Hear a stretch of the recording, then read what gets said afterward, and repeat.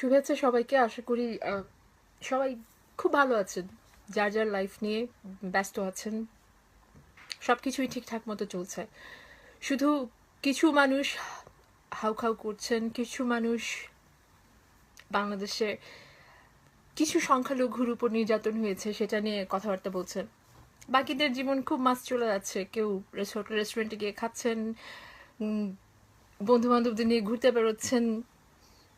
কিছু হিন্দুই তো মারা পড়ছে, হিন্দুর ঘরবাড়ি তো মারা পড়ছে, হিন্দুদেরকেই তো মালাউন বলে গালি দেওয়া হচ্ছে। এটা তো আর নতুন কিছু না, এটা তো হয়েই আসছে সেই বাংলাদেশের শুরু থেকে। বাংলাদেশ সেই দেশভাগের পর থেকে বাংলাদেশের শুরু থেকে হয়েই আসছে, নতুন কোনো ঘটনা না। কিন্তু নতুন একটা ঘটনা আজকে ঘটেছে। একজন মাননীয় মন্ত্রী মহোদয় বাংলাদেশের মানে যেটা আজ পর্যন্ত হয়নি, খুবই নতুন। এতদিন পর্যন্ত আমরা স্কুলে কলেজে প্রতিবেশীটার কাছ থেকে আনঅফিসিয়ালি ফেসবুকের পাতায় মানুষের কাছ থেকে মালাউনের বাচ্চা বলে গালি শুনে এসেছি। আজকে একজন সম্মানিত মন্ত্রী মালাউনের বাচ্চা বলে অফিসিয়ালি আমাদেরকে রিকগনিশন দিলেন। খুবই খুশির খবর। আমরা মনে হয় যারা হিন্দু ব্যাকগ্রাউন্ডের যারা আছেন বাংলাদেশে, তাদের প্রত্যেকেই সেলিব্রেট করার মতো। অফিসিয়াল রিকগনিশন পেলে সেলিব্রেট তো করাই উচিত, তাই না? আমি প্রচণ্ড প্রচণ্ড রকম রেগে আছি, কিন্তু সেই রাগটা প্রকাশ করবার মতো ভাষা নাই। কারণ আমি জানি আমার রাগ একটা অসহায় চিৎকারের মতো শোনাবে, সেই রাগ কারো কাছে গিয়ে পৌঁছাবে না, কখনোই পৌঁছায় না। বাংলাদেশে শত শত সংখ্যালঘুদের উপর অত্যাচার হয়, মন্দির ভাঙা হয়, রামুতে 400 বছরের পুরনো ঐতিহ্য ভেঙে ফেলা হলো, কিন্তু কারো কানে গিয়ে পৌঁছায় নাই। কিন্তু কিছু মানুষ মানববন্ধন করে, মোমবাতি নিয়ে দাঁড়ায় থাকে। আমাদের মতো কিছু মানুষ অসহায়ভাবে ফেসবুকের পাতায় চিৎকার করে পাতায় পাতায় ভরিয়ে দেয়, কিন্তু কাজের কাজ কিচ্ছু হয় না। যাদের জানা উচিত তাদের কানে গিয়ে পৌঁছায় না। একটা ক্রিকেট ম্যাচ হলে আমরা সবাই আনন্দিত হই, একটা ক্রিকেট ম্যাচে বাংলাদেশের জয় হলে। সেই ক্রিকেট ম্যাচে কোনো খেলোয়াড় ভালো করলে আমাদের মাননীয় প্রধানমন্ত্রী তাকে ব্যক্তিগতভাবে ফোন করে শুভেচ্ছা জানান। দেখা যায় যে তাদেরকে পুরস্কৃত করা হয়।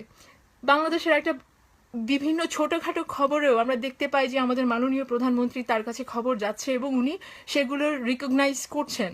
কিন্তু যখন মানে গণহারে সংখ্যালঘু নির্যাতন হচ্ছে, গণহারে মানুষের ঘরবাড়ি ভেঙে দেওয়া হচ্ছে, মূর্তি ভাঙা হচ্ছে, তখন আমাদের মাননীয় প্রধানমন্ত্রীর কাছে খবর পৌঁছায় না। আমি আমি বুঝি না যে আমাদের মাননীয় প্রধানমন্ত্রী কি সব খবর তার আশেপাশে থাকা মন্ত্রীদের মাধ্যমে পান, নেতাকর্মীদের মাধ্যমে পান, নাকি পত্রপত্রিকাও কিছুটা পড়েন? পত্রপত্রিকা যদি পড়ে থাকেন তাহলে নিশ্চয়ই জানেন কি হচ্ছে, তার মন্ত্রীরা কি করছেন। এখন সময় এসেছে। এখন আমি জানি না যে আমার এই কথাটুকু কতটুকু অর্থবহ বা কতটুকু পৌঁছাবে, কিন্তু আমরা যতই চিৎকার করি, আমরা যতই বলি, যতই প্রতিবাদ করি, কোনো কিছুতেই কোনো লাভ হবে না যতক্ষণ না পর্যন্ত সরকার এই সমস্যার সমাধানে এগিয়ে আসছে, যতক্ষণ না পর্যন্ত আমাদের আওয়ামী লীগ সরকার দায়িত্ব নিয়ে এই সমস্যার সমাধানে এগিয়ে আসছেন। তার কারণ হচ্ছে প্রত্যেকটা জায়গায় সংখ্যালঘু নির্যাতনে শুধুমাত্র বিএনপি জামাত না। এতদিন আপনারা বলে এসেছেন যে বিএনপি জামাত সংখ্যালঘুদের নির্যাতন করছে, বিএনপি জামাত হিন্দুদেরকে নির্যাতন করছে, বৌদ্ধদের নির্যাতন, কিন্তু প্রত্যেকটা জায়গায় দেখা যাচ্ছে কোনো না কোনো ভাবে আওয়ামী লীগের নেতাকর্মীরাও জড়িত। যখনই সংখ্যালঘু নির্যাতনের প্রশ্ন আছে তখন সবাই একজোট হয়ে যায়। এটা কে না জানে, এটা তো মানে সরাসরি সত্য কথা। এটা আপনারা স্বীকার করতে মানে দোষটা কোথায়? আপনারা মনে করছেন যে হিন্দুরা আপনাদের ভোট ব্যাংক, নির্বাচনের সময় আসলে তাদের যত মারি দেন, যত পেশায় পেশেন, ভোটটা তো আওয়ামী লীগের বাক্সেই যাবে, ভোটটা তো আওয়ামী লীগই পাবে। আর সে কারণে রাজনৈতিক হাতিয়ার হিসেবে ধর্মটাকে ব্যবহার করে যাচ্ছেন। সেটা কতদিন চলবে? বাংলাদেশকে আপনারা ডিজিটাল বাংলাদেশ বানাতে চান, বাংলাদেশকে আপনারা একটা উন্নত দেশের তালিকায় নিয়ে যেতে চান। উন্নত দেশ তখনই হয় একটা দেশ যখন সেই দেশের সংখ্যালঘুরা ভালোভাবে থাকে। একটা দেশ তখনই উন্নত দেশের মর্যাদা পায়, একটা দেশ তখনই উন্নত সমাজ ব্যবস্থার মর্যাদা পায় যখন সেই দেশে তার যে রিলিজিয়াস মাইনরিটি আছে, তার যে ইন্ডিজিনিয়াস মাইনরিটি আছে, তাদেরকে তারা সমান অধিকার দেয়, সমানভাবে ভালোভাবে রাখে, তখনই সেই দেশটা ভালো একটা অবস্থানে পৌঁছাতে পারে। কিছু একটা বলেই বলে আপনাদের ইন্ডিয়াতে যে সংখ্যালঘু নির্যাতন হচ্ছে আপনারা তো কিছু বলছেন না, ইন্ডিয়াতে যে মুসলমানদের নির্যাতন হচ্ছে তাতে তো কিছু বলছেন না। গত কয়েক মাস ধরে আমি দেখে আসছি কিছু বলতে গেলেই ফেসবুকে এক দঙ্গল লোক এসে বলতে শুরু করে মুসলিমদেরকে যে মেরে ফেলছে, ইন্ডিয়াতে কিছু বলেন না। আরে ভাই, ইন্ডিয়াতে রাষ্ট্রপতি পর্যন্ত মুসলমান এসছে, সালমান খান, শাহরুখ খান সবাই মুসলিম। ইন্ডিয়াতে মুসলিমরা কিভাবে ট্রিট করছে দেখেন। দু একটা ঘটনা দিয়ে এসে বাংলাদেশের ঘটনাকে জায়েজ করতে চান। আর যদি ইন্ডিয়াতে এই ধরনের ঘটনা ঘটেও থাকে, সেটা দিয়ে বাংলাদেশের কেন আমরা ভুক্তভোগী হব? আমরা একটি স্বাধীন দেশ। বাংলাদেশের স্বাধীনতার জন্য হিন্দুরা কম রক্ত দেয় নাই।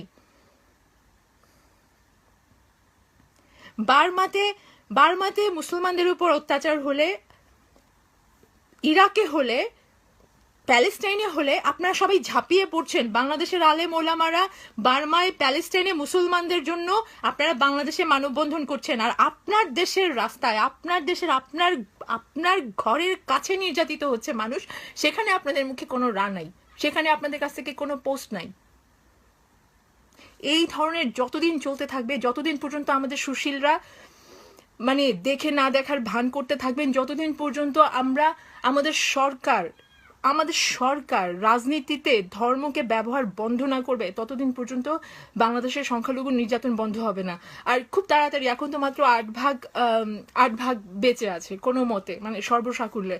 কিছুদিন পরে আমরা ওই 8 ভাগকেও আর দেখতে পাবো না। বাংলাদেশের শূন্যের কোঠায় যখন নেমে আসবে না, তখন আপনারা নিজেদের মধ্যে মারামারি করতে করতে মারা যাবেন। তখন শিয়া সুন্নি কোপাবে, আহমদিয়া কোপাবে, মুসলমান আপনারা একজন আরেকজনকে কোপাবেন। ধর্মের মধ্যে কে সহি মুসলমান, কে সহি মুসলমান না, তাদেরকে কোপাবেন। আস্তে আস্তে করে বাংলাদেশে মানুষ থাকবে না তখন আর কোনো কিছু, সবাই হয়ে যাবে। কিছু বলার নেই, আসলে কিছু বলার নেই।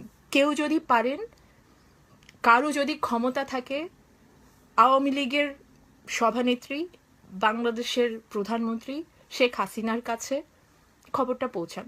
ওনার কাছে হয়তো এখনো খবরটা পৌঁছায় নাই, উনি হয়তো এখনো জানেন না যে 400 ঘর বাড়ি ভাঙা হয়ে গেছে, আজকেও অনেক জায়গায় অ্যাটাক হয়েছে, এবং ওনার একজন মাননীয় মন্ত্রী হিন্দুদেরকে মালাউনের বাচ্চা বলে গালি দিয়েছেন, অফিসিয়ালি রিকগনিশন দিয়ে দিয়েছেন। কেউ যদি পারেন, কারো যদি ক্ষমতা থাকে, দয়া করে মাননীয় প্রধানমন্ত্রী শেখ হাসিনার কাছে খবরটা পৌঁছান।